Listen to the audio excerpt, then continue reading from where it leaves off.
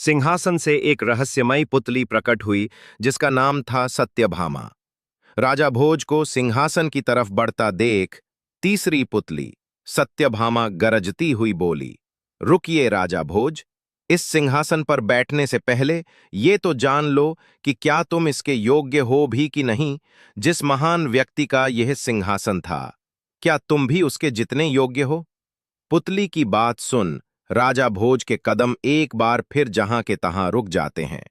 सिंहासन से निकली तीसरी पुतली सत्यभामा अन्य पुतलियों की ही तरह राजा भोज को वीर विक्रमादित्य का किस्सा सुनाना प्रारंभ करती है। तो सुनो राजन, एक लड़की की नई नई शादी हुई थी। सुहागरात वाली रात वो सुहाग सेज पर बैठकर अपने पति का इंतजार कर रही थी। तभी कुछ दासियां वहां आईं और उसे पकड़कर घर के नीचे बने तलघर में ले गई।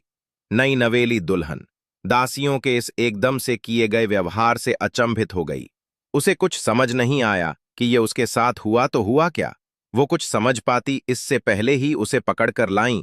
दासियां बोली, आपके पति की आज्ञा से आपको जीवन भर इस तलघर में बंद रखा जाएगा। पहले से ही उलझनों में फंसी देवयानी के लिए यह वचन किसी परमाणु बम से कम नहीं थे। अचंभित होती हुई वह उन दासियों से बोली, यह आप क्या कह रही हैं और मुझे क्यों इस तलघर में बंद करके रखा जाएगा? मैं बहू हूं इस घर की। क्या मुझे यहां बंद करने के लिए विवाह करके लाया गया है? मेरे पति कहाँ हैं? मैं उनसे अभी की अभी मिलना चाहती हूं। देवयानी की बात सुन दासियां बोली, माफ करें बहू रानी, पर आप उनसे अपने इस जीवन में तो कभी नहीं मिल पाएंगी।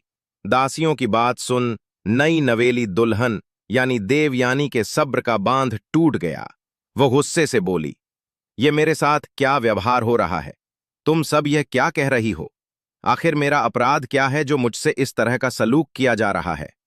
तब उनमें से एक दासी बोली, बहुत बड़ा अपराध हुआ है आपसे बहू रानी।